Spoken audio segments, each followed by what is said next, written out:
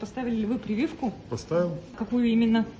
спутник В. Коронавирус имеет способность мутировать, но абсолютно точно, что эти более злые прилипчивые штаммы, они сегодня тормозятся. И если человек и все равно заболевает, даже вакцинированный, то течение болезни однозначно протекает легче.